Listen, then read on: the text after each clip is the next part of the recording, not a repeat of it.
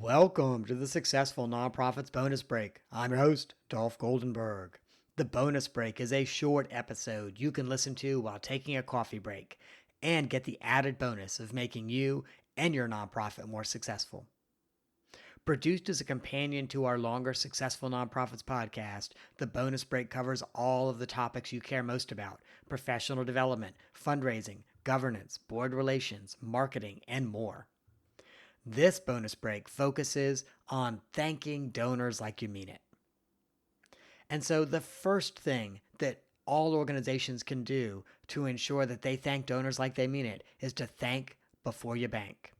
Now, this is a tried and true maxim of nonprofit fundraising, but so many organizations fail to properly thank their donors. So I've always said that if an organization has the capacity to deposit my check quickly, it should also have the capacity to send a personalized thank you letter for my donation pretty quickly as well. And so those organizations that can mail a thank you letter to their donors within 2 or 3 business days of receiving the gift, they leave a much more positive impression in donors' minds.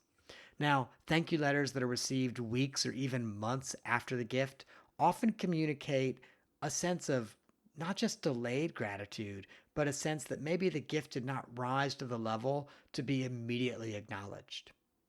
The second thing that you can do to thank donors like you mean it is to make sure that you connect the thank you letter to the mission.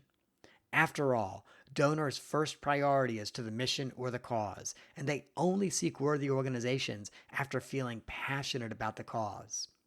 For this reason, every thank you letter should powerfully connect the donor to the mission, and successful thank you letters are often cherished by donors for months or years, and not just for tax purposes. So let me give you an example. My husband and I support a school in Haiti. And each year, we get something that has been drawn by one of their elementary students, and that comes along with our thank you note. Now, I have been to this school, I have volunteered at this school, so I can actually picture a classroom, and I can picture a table and a kid sitting at this table and drawing a picture for Frank and I. So you had better believe that that thank you note hangs on our refrigerator right beside our niece's artwork. And you know what? It hangs there all year until we get the next piece of artwork from another Haitian student. Now, that powerfully connects the thank you letter to the mission.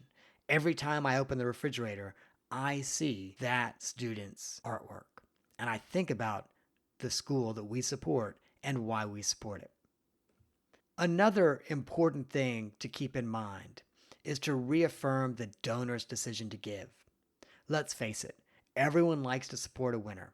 So the thank you letter should communicate the organization's recent success and underscore that the donor made a good choice by giving to them, and that the donor's gift will make the organization even more successful. Now, it's also important to personalize the thank you note. Every thank you letter that is sent should be personalized to the absolute greatest extent possible. This goes beyond the basics of spelling the donor's name correctly and using a preferred name in the salutation. Although I will share with you, I am often surprised how often my name is either misspelled or my preferred name is not used. So my legal name is Adolph. So when I get a thank you letter to Adolph Goldenberg, I tend to know that whoever signed that letter probably doesn't know me. Or if they do know me and did not at least draw a line through Adolph and write Dolph, there's a very good chance that they were not really paying attention when they signed their thank you notes. But again, that personalization goes beyond that. It also extends to recognizing the reason the donor made the gift in the first place. If the donor gave in response to a direct mail piece about providing warm coats to low-income older adults, for example, the thank you letter should indicate the impact the gift will have on the coat program. This level of personalization usually requires that the organization draft several thank you letters. And so that's okay. What you do then is you segment gifts that are received in your CRM, and then you merge and sort the appropriate campaign to the appropriate thank you letter. And the very last piece is that Correspondence should feel like a letter from a personal friend. Even when done by mail, fundraising is relationship building. While the thank you letter will use the organization's letterhead and envelope, the best thank you letters feel like they are from a person and not an organization. This means a real signature, not a digital one. And the person signing the letter should handwrite a note of thanks near the signature. Even if it's just 10 or 12 words, it makes a difference. And also, in this age of low-cost, high-quality color printing, many donors will wet their thumb or finger and try to smudge the signature. So it's a good idea to use a felt tip or gel ink pen to ensure that the donor has the satisfaction of a good smudge.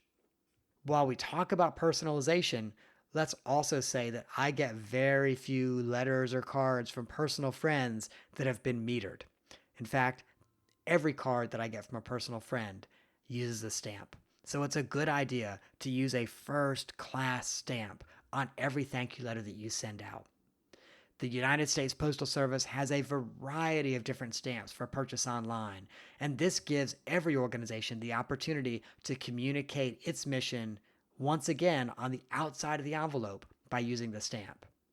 So here are some examples. Organizations that serve veterans might use the Purple Heart stamp or the Medal of Honor stamp. Food banks can choose a farmer's market stamp. Environmental organizations might opt for a Go Green stamp.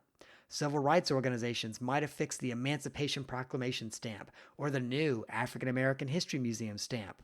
And of course, LGBT organizations could consider going and buying some of those Harvey Milk stamps. If you're wondering what stamp your organization might use, you can review all of the stamp options at the United States Postal Service website. It is well worth a fundraiser's time, and I will also share with you that at the website, they have a much broader selection of stamps than what you typically find in your post office. And so I told you that was the last one. I actually think I probably have about 2 more. So another thing to keep in mind is that thank you letters have a shelf life. Donors who make multiple gifts each year should receive a different thank you letter each time. Nothing communicates you, dear donor, are just a name in our database like receiving the same thank you letter several times. Additionally, the best thank you letters are current and topical, which means most cannot be used for more than a couple of months. And now the last one, and this really is the last one. Sometimes a letter just isn't enough. An organization's executive director should probably personally call and thank any donor making a gift over a specified amount. Since major donors almost never receive personal thank you calls the day a gift arrives in the office, this call will set your organization apart from the others and strengthen your relationship with the donor. For organizations with only a few donors, you might say that those making a gift over $250 should receive a personal call. Maybe you only have 10 or 12 of those a year. While for other organizations with hundreds or thousands of donors, they probably will set that threshold higher. They might say donors making over 1,000 or donors making over 5,000. The most important thing, though, is the call should occur the same day the gift is received and before the check is deposited in the bank. And the call should focus entirely on thanking the donor and communicating how the gift will help the organization achieve its mission. Now, all executive directors will go out of the office from time to time, maybe for a conference or a vacation, or they're just out sick. So if the executive director is out of the office, the chief fundraising officer can certainly place this call. Those are my thoughts on ways to thank donors like you mean it. And this bonus break and the Successful Nonprofits podcast is produced by the Goldenberg Group as part of our mission to provide board development, strategic planning, and interim leadership to help nonprofits thrive in a competitive environment. Be sure to visit our podcast website at successfulnonprofits.com or find me, Dolph Goldenberg, at goldenberggroup.com on Facebook, LinkedIn, or Twitter. Thanks for joining us for this bonus break, and I hope you gain some insight that you will use to help your nonprofit thrive in a competitive environment.